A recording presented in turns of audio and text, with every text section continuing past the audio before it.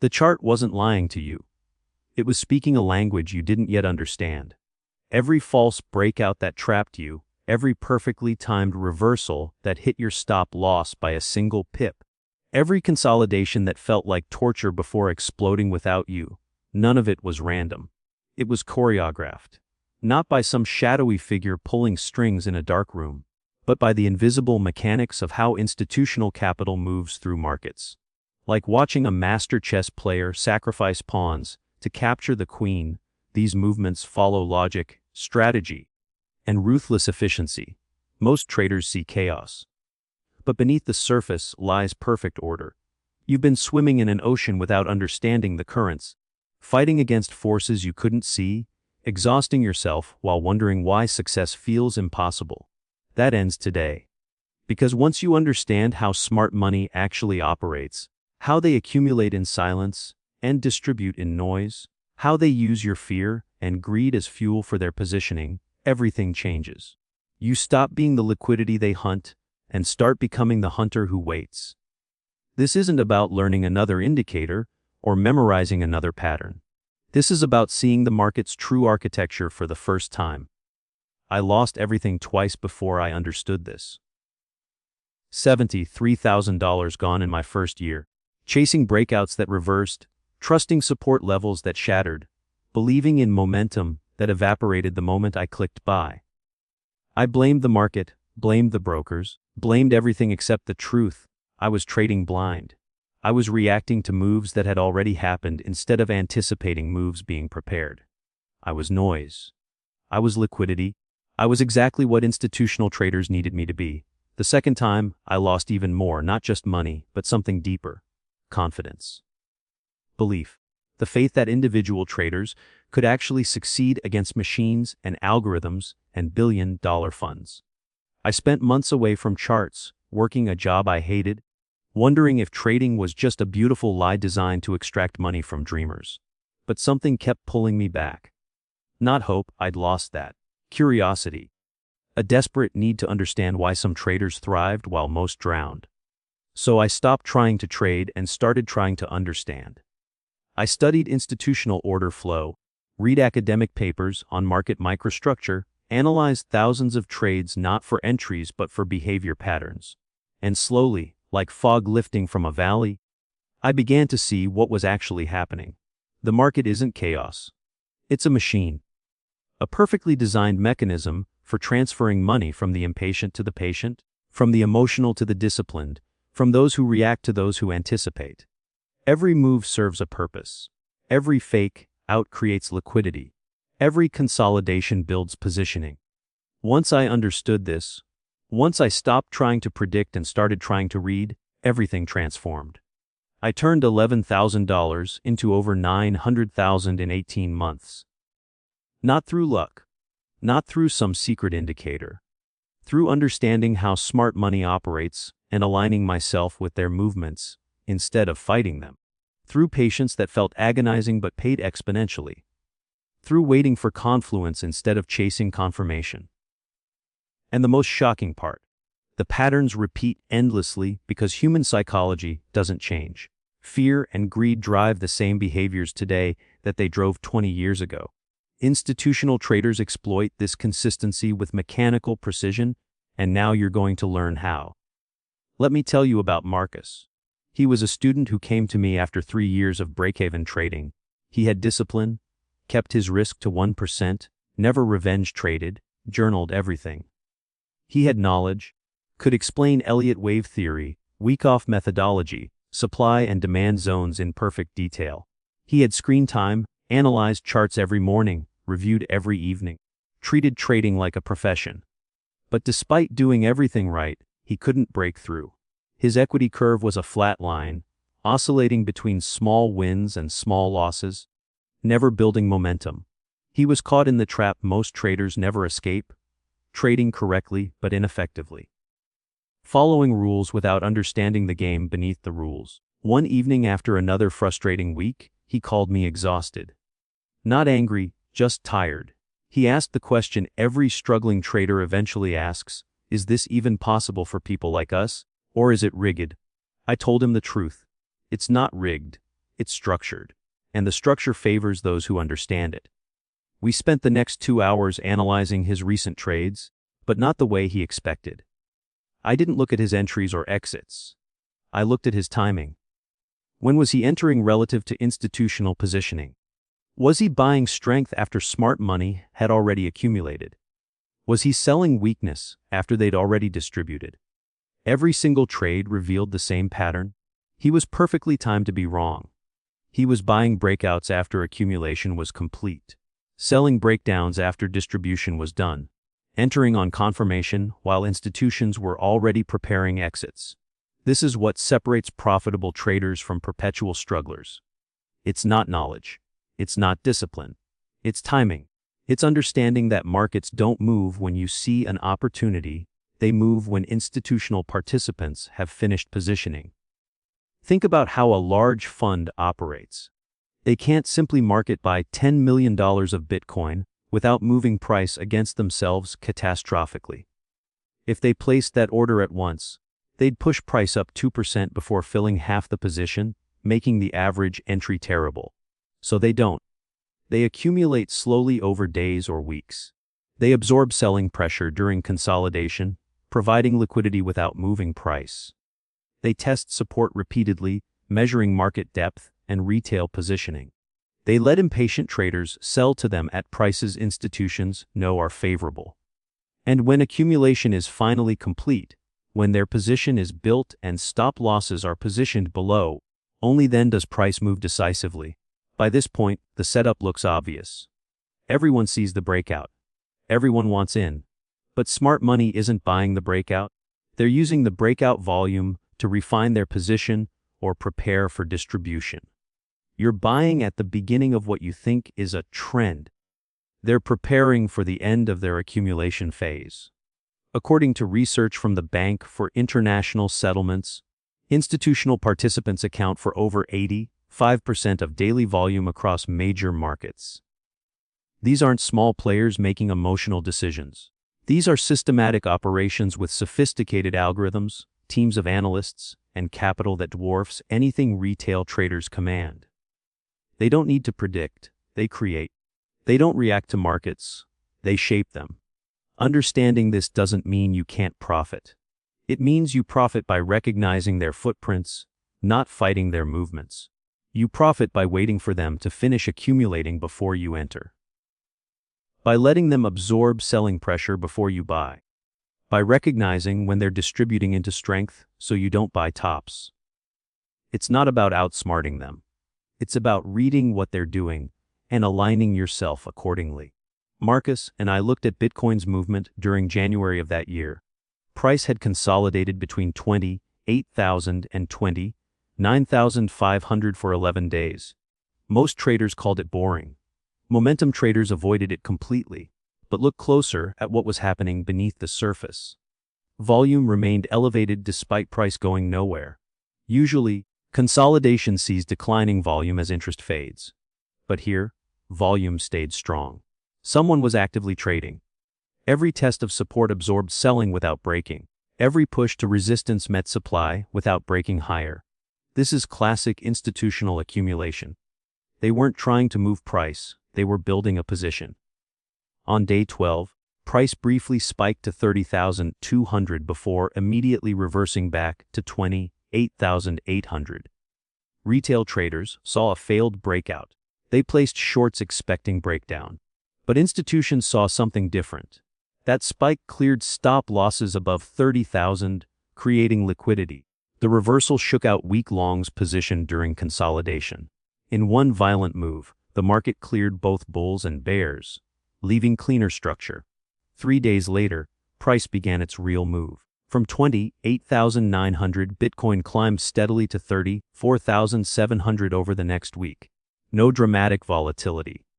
No violent swings. Just steady, confident buying that showed conviction. Institutions had accumulated. Liquidity was cleared. The path was clean. Only then did the real move begin. This pattern repeats constantly across every market and time frame. Not because institutions manipulate maliciously, but because this is how large capital must operate. They need liquidity to build positions. They need time to accumulate without moving price. They need to clear weak hands before making real moves. Once you recognize this structure, charts transform. Consolidation stops looking boring and starts looking like preparation. False breakouts stop feeling random and start revealing positioning. Sudden reversals stop seeming cruel and start making mechanical sense. You stop asking why markets move against you and start understanding when they're about to move with you. But recognizing patterns isn't enough. You need emotional discipline to wait. You need psychological strength to watch setups form without jumping early. You need patience that most traders never develop because patience is painful. It's watching potential profits slip away while you wait for confirmation. It's sitting on your hands while others brag about entries. It's enduring boredom while markets consolidate, trusting that the wait will be worth it. Let me tell you what happened to Marcus after our conversation. He didn't change his strategy. He didn't learn new patterns. He changed his perspective. He stopped trying to catch every move and started waiting for institutional completion. He identified 3 clear setups over the next month, where accumulation was obvious, liquidity was cleared, and structure was clean. He took only those 3 trades. 2 worked beautifully. 1 scratched near break-even, but his 2 winners ran for 8% and 11% respectively because he entered at the beginning of institutional distribution, not at the end of their accumulation. In 1 month, he made more progress than in the previous year. Not because he suddenly got smarter. Because he stopped fighting the current and started swimming with it. He stopped being the liquidity institutions needed and became the patient trader waiting for their positioning to complete. This is the edge available to every retail trader willing to understand it. You can't compete with institutional capital. You can't out-analyze their algorithms. You can't out-trade their execution speed. But you can outweight them. You can be more patient. You can recognize when they're accumulating and wait for distribution to begin. You can identify when they're creating liquidity and avoid providing it. This requires a complete mindset shift from how most traders approach markets. Most traders approach trading like gambling. They want action, excitement, constant stimulation. They need to feel involved, to have positions running, to experience the emotional roller coaster. This is exactly what destroys them. Because markets reward the opposite. Markets reward patience, selectivity, and emotional detachment. Markets reward those who can sit through consolidation without forcing trades, who can watch false breakouts without reacting, who can wait days or weeks for proper setups instead of taking mediocre ones daily. Think about professional poker players. They don't play every hand. They fold the vast majority and only play premium hands in favorable positions. This discipline, this selectivity, this patience is what separates professionals from gamblers. Trading is identical. You don't need to trade every day. You don't need constant action. You need to trade when probability significantly favors you, when confluence aligns, when institutional positioning is clear. Those moments are rare, but they're more than enough to build consistent profitability. The psychological battle here is brutal. Your mind wasn't designed for trading. Evolution shaped your brain for immediate action. See threat, react instantly. See opportunity, grab it now. Waiting feels unnatural. Patience triggers anxiety. Watching markets move without you creates FOMO that's almost physical in its intensity. This is why most traders overtrade. Not because they're stupid or undisciplined, but because fighting biological programming is exhausting.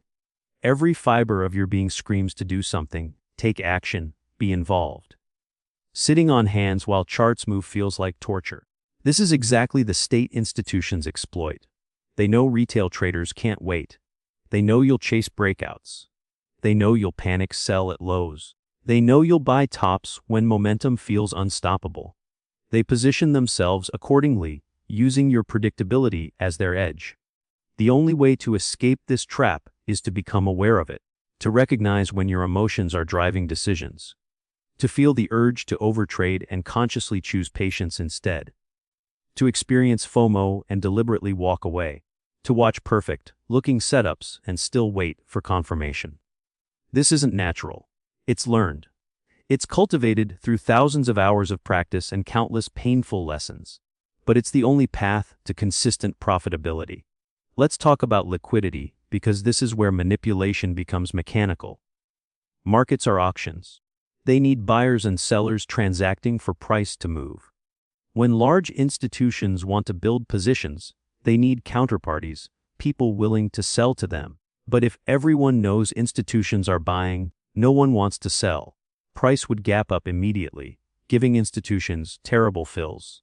So institutions create conditions that make people want to sell. They let price drift down gradually. They trigger stop losses below support. They create fear and uncertainty that makes holders question their positions. Then, as retail traders panic sell, institutions quietly accumulate those shares at favorable prices.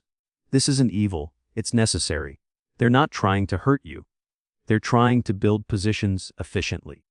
But the result is that your fear becomes their opportunity. Your panic becomes their entry. Your stop losses become their accumulation point. The opposite happens at tops. Institutions need to distribute, to sell large positions without crashing price. If they market sold $10 million at once, they'd push price down catastrophically. So they distribute gradually into strength. They let price rise, creating optimism and momentum. They let retail traders chase, creating buying pressure.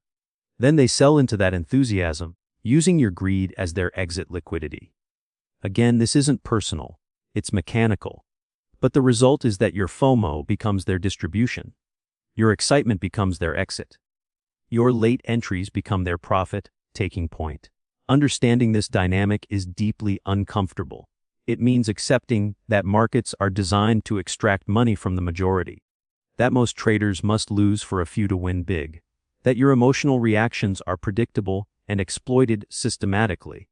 But this awareness is also liberating. Because once you see the pattern, you can choose to step out of it. You can refuse to provide liquidity at obvious levels. You can wait for liquidity grabs to complete before entering. You can let others chase breakouts while you wait for pullbacks. You can allow institutions to finish accumulating before you position yourself for distribution. This brings us to the concept of stop hunts, which most traders misunderstand. They think stop hunts are personal attacks, deliberate manipulation designed to hurt them. But stop hunts are simply liquidity generation. Institutions know where stops cluster, just below support, just above resistance, at round numbers, at obvious technical levels.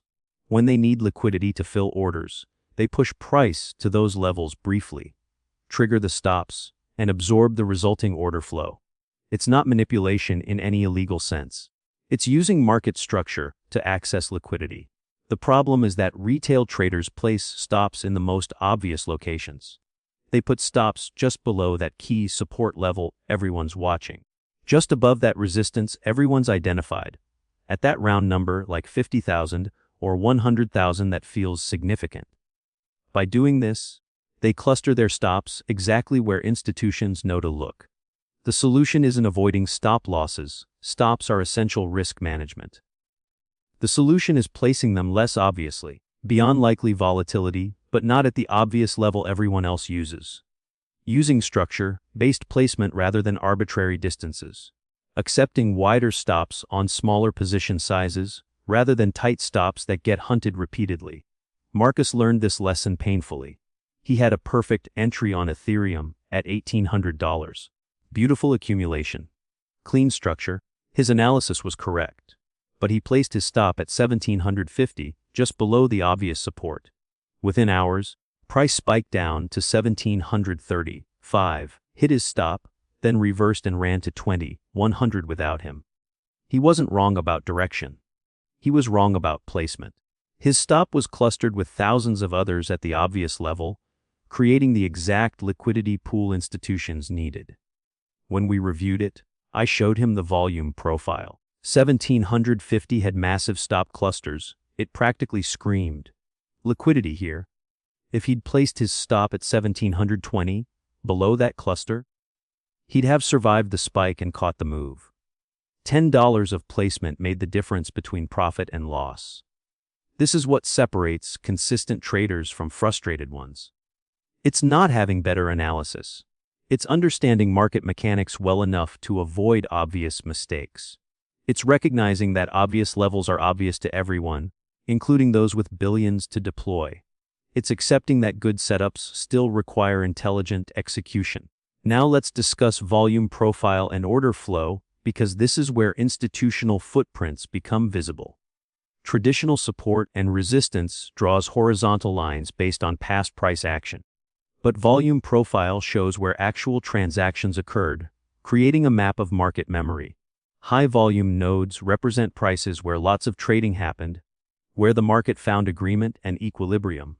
These areas have magnetic properties. Price tends to gravitate toward them and spend time testing them.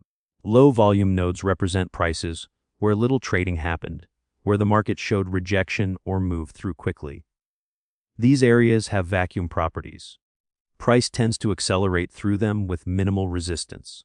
Understanding this changes how you view charts completely. You stop drawing arbitrary lines and start seeing where institutional activity concentrated, where positions were built, where stops likely cluster, where support should logically form.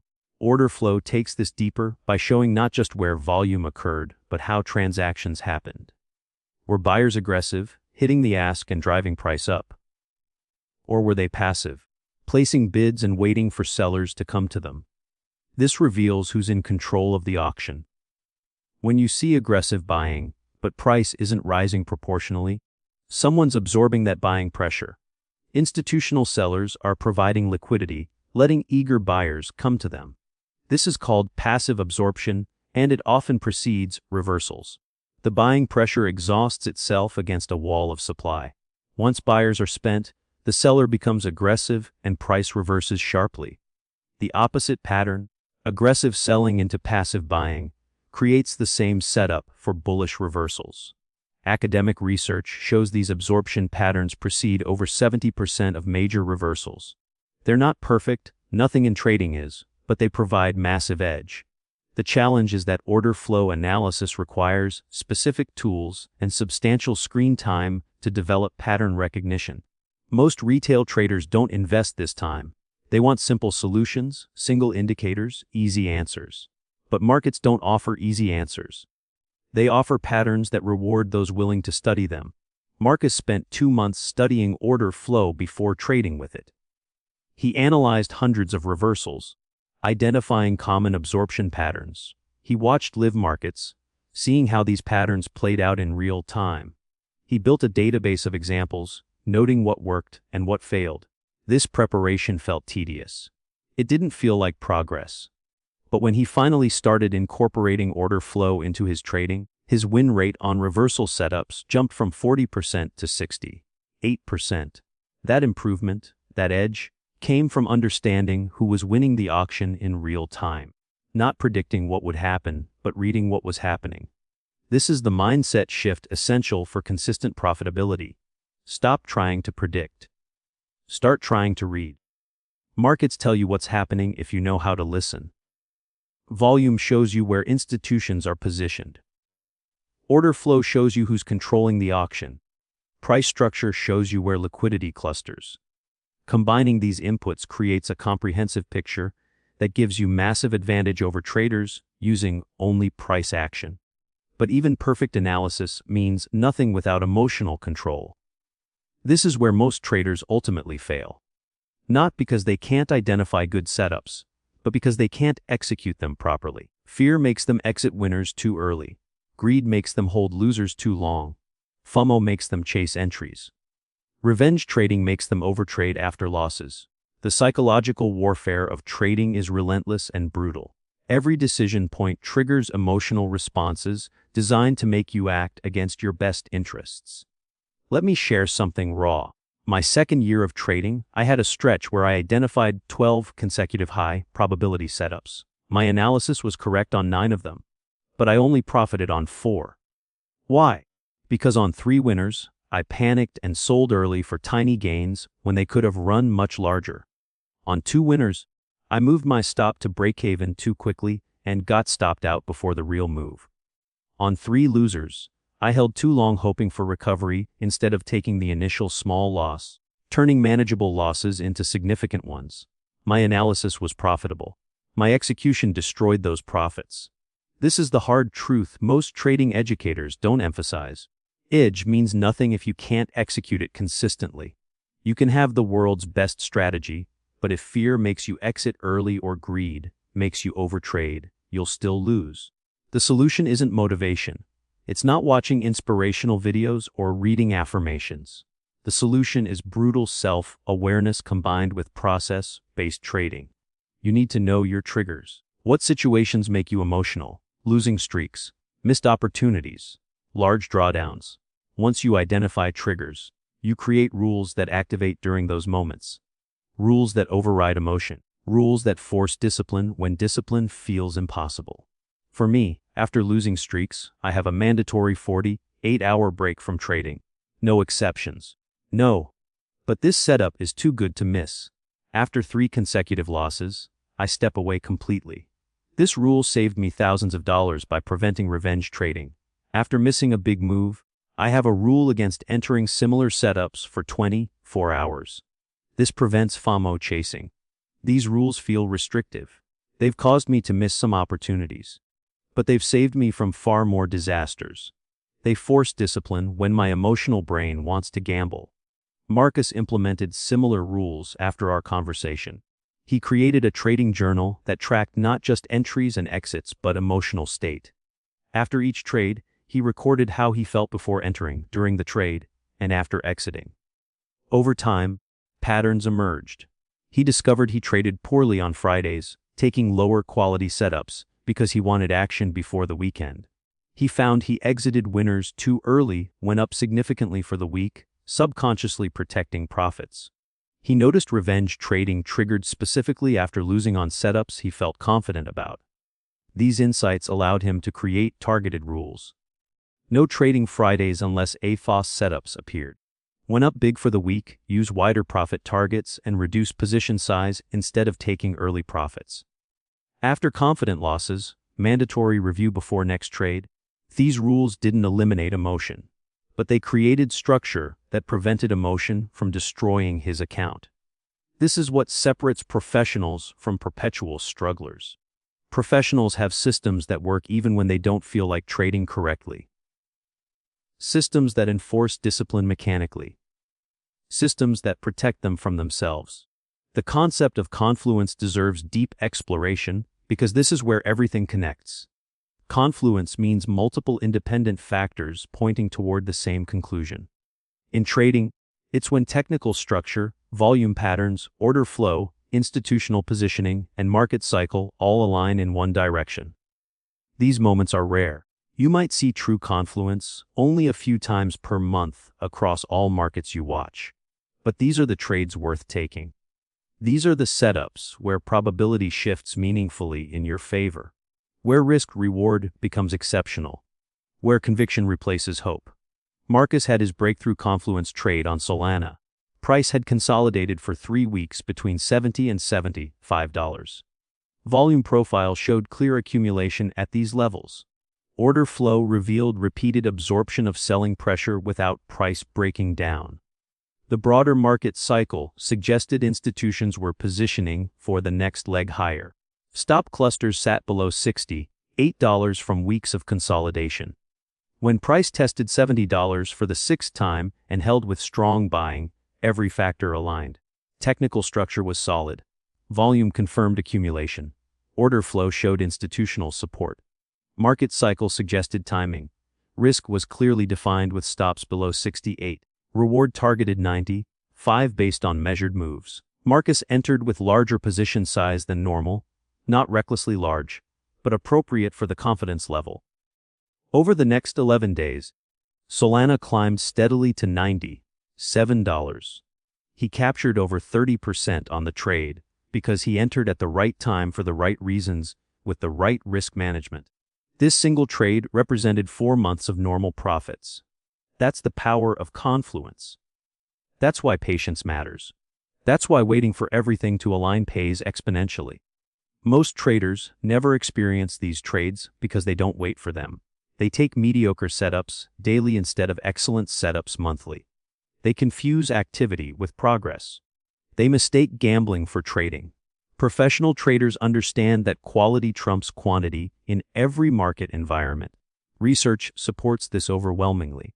Studies of retail trading accounts show that traders making fewer than 10 trades monthly outperform those making 50+ trades by an average of 47% annually. The best traders aren't the most active. They're the most selective. They wait for confluence. They demand multiple confirming factors. They accept that most days offer nothing worth trading. This patience feels unnatural. It triggers anxiety about missing opportunities. It makes you question whether you're being too cautious. But the math is undeniable. 5 high conviction trades per year at 3-to-1 risk reward with 60% win rate generates far better returns than 50 mediocre trades at 1-to-1 with 50% win rate. The difference is patience. The difference is selectivity. The difference is demanding confluence instead of accepting confirmation. Let's address a critical misconception. Many traders believe institutional participants have unfair advantages that make retail success impossible. This is partially true and completely misleading. Yes, institutions have advantages: better execution, lower costs, sophisticated algorithms, massive capital, inside information through legitimate channels. But they also have disadvantages. They must move size, which constrains entries and exits. They face regulatory scrutiny. They manage other people's money, creating psychological pressure. They must justify decisions to boards and investors. They can't simply step aside when conditions are unfavorable. Retail traders have the ultimate advantage: flexibility.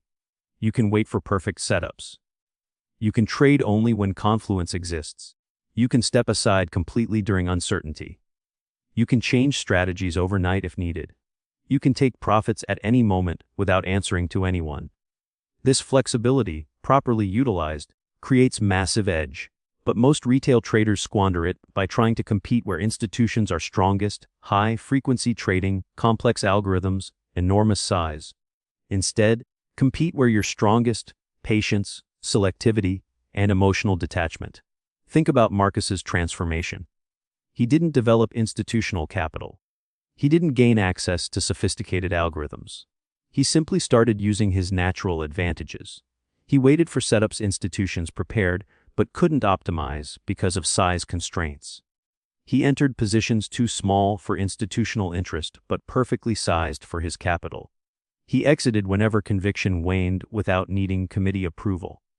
These advantages, properly leveraged, transformed his results completely. This is available to every retail trader willing to abandon the fantasy of competing directly with institutions and embrace the reality of leveraging different advantages. You're not trying to out-trade them.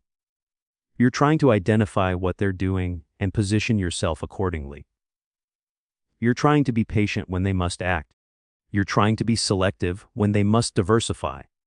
You're trying to use their footprints as your roadmap. The final concept we need to explore is market cycles, because understanding where you are in the cycle determines what strategies work. Markets move through 4 repeating phases: accumulation, markup, distribution, and markdown. Each phase has distinct characteristics. Each rewards different approaches. Each punishes specific strategies. Accumulation happens when institutional participants build positions quietly. Price moves sideways. Volatility contracts.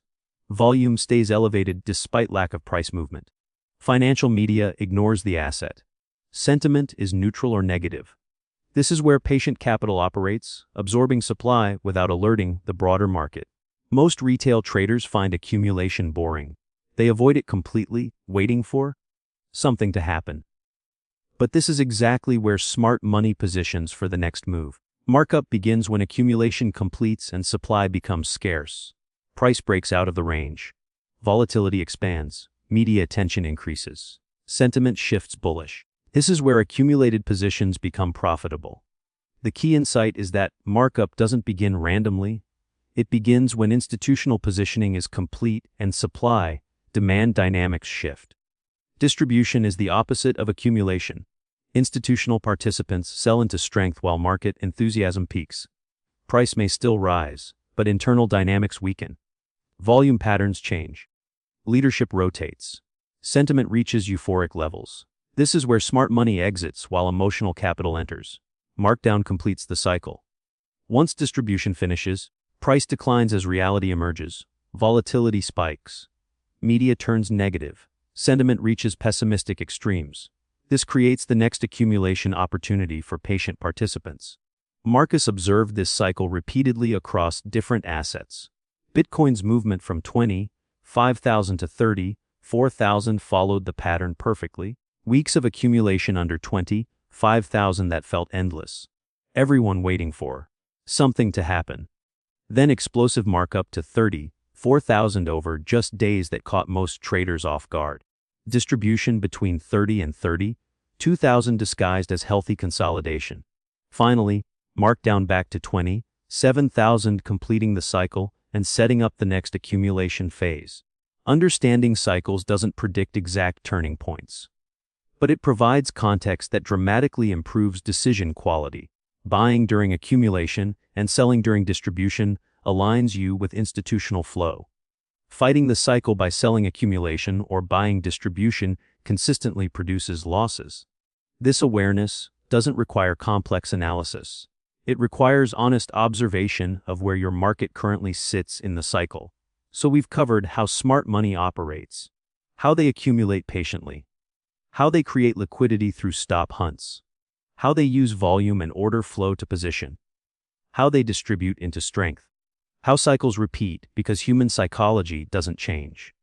Now the question becomes, what do you do with this knowledge? First, accept that you cannot compete directly with institutional participants. Stop trying to outsmart them. Instead, focus on reading their footprints and aligning your positioning with their completed moves. Second, develop patience that feels painful. Markets reward those who wait for confluence, not those who trade constantly. Accept that most days offer nothing worth trading. Third, implement strict risk management that protects capital during inevitable losing periods. Even perfect analysis fails sometimes. Your survival depends on managing those failures. Fourth, create rules that enforce discipline when emotion wants chaos. Know your triggers. Build systems that activate during those moments. Make following your process automatic rather than optional. Fifth, study volume profile and order flow until reading them becomes intuitive. This requires months of dedicated screen time. There are no shortcuts. Finally, focus on quality over quantity. 5 excellent trades yearly with proper sizing beats 50 mediocre trades. Selectivity is your edge. The psychological journey never ends. You don't reach some enlightened state where fear and greed disappear. You develop awareness that allows you to recognize emotional reactions and choose discipline anyway. You build systems that enforce correct behavior even when you don't feel like trading correctly. You accept that trading is psychological warfare and prepare accordingly. Marcus is still on this journey. Some days he executes flawlessly, other days emotion still wins. But his trajectory is clear slowly, consistently. He's becoming the trader who profits from understanding smart money rather than providing liquidity to them. This transformation didn't happen overnight. It required thousands of hours studying markets, hundreds of painful losses, countless moments of doubt and frustration. But every successful trader walks this same path. There are no shortcuts, no secret strategies, no magic indicators. Just the hard work of understanding market mechanics and developing discipline to trade accordingly. So here's your moment of honest reflection. Have you been trading against institutional flow? Have you been providing liquidity at obvious levels? Have you been chasing confirmation instead of waiting for confluence? Have you been overtrading because sitting still feels wrong? If you recognize yourself in these patterns, you're not alone. Every trader struggles with these issues. But awareness is the first step. Recognition allows change. Understanding creates opportunity. From this moment forward, you have a choice. You can continue trading the same way, hoping for different results. Or you can embrace the uncomfortable truth. Markets reward those who understand how smart money operates and align themselves accordingly. You can develop patience that most traders never cultivate. You can demand confluence instead of accepting mediocrity. You can stop being the liquidity institutions need and become the patient trader who waits for their positioning to complete. This path isn't easy. It requires more discipline than you think you have, more patience than feels natural, more self-awareness than comes automatically, but it's the only path to consistent profitability. Everything else is fantasy, hope disguised as strategy, activity mistaken for progress. The market is an ocean. Powerful currents move beneath the surface. You don't need to control those currents. You just need to understand them well enough to navigate safely. Smart money creates the waves. Your job is learning to ride them instead of drowning in them. So are you ready to stop fighting and start flowing? Are you ready to develop patience that profits? Are you ready to see markets not as chaos, but as choreography? Because once you understand the dance, once you learn the rhythm, everything transforms. The chart stops being your enemy and becomes your guide. The patterns stop feeling random and start making perfect sense. The frustration stops because you're no longer fighting forces you don't understand. You're swimming with institutional flow, profiting from their completed positioning, using their footprints as your roadmap. This is how smart money actually manipulates the market. And now you know how to profit from it.